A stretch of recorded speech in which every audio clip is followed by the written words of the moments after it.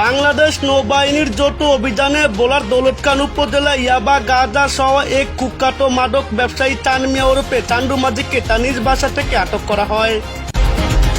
শুক্রবার দুপুরে ভোলার গুইঙ্গারহাট বাজারের বটতলা নামক স্থানে অভিযান চালিয়ে তাকে আটক করা হয়। নৌবাহিনীর এক প্রেস ব্রিফিং এ লেফটেন্যান্ট কমান্ডার অপারেশন অফিসার রিপাদের তথ্য জানান।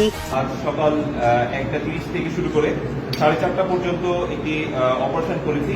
এটা দৌলতখান থানাধীন গুইঙ্গারহাট এলাকায় ম্যাজিস্ট্রেটের উপস্থিতিতে অপারেশনটি আমরা পরিচালিত করি। পরবর্তীতে এই অভিযানে আমরা চাঁদ মিয়া ওরফে চান্দু মিয়াকে আমরা গ্রেপ্তার করতে সমর্থ হই এবং তার এই অভিযানে আমরা তাকে অনেকগুলা গাঁজা এবং ইয়াবার সাথে আটক করি। পরবর্তীতে তার বাসা সার্চ করে আমরা আরো অনেকগুলা তার এই ব্যবসার কাজে ব্যবহৃত 4টি ফোন এবং 9,500 টাকা উদ্ধার করতে সমর্থ হই। এছাড়া একটি দেশীয় অস্ত্র আমরা আটক করি।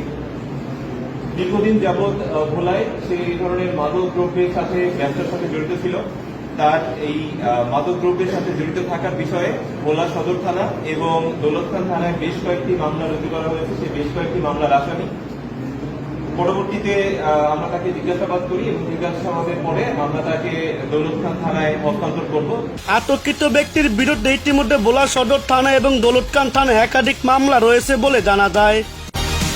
জিজ্ঞাসাবাদ শেষে আটককৃত ব্যক্তিকে দৌলতখান থানায় হস্তান্তর করা হয়। বাবুল রানা।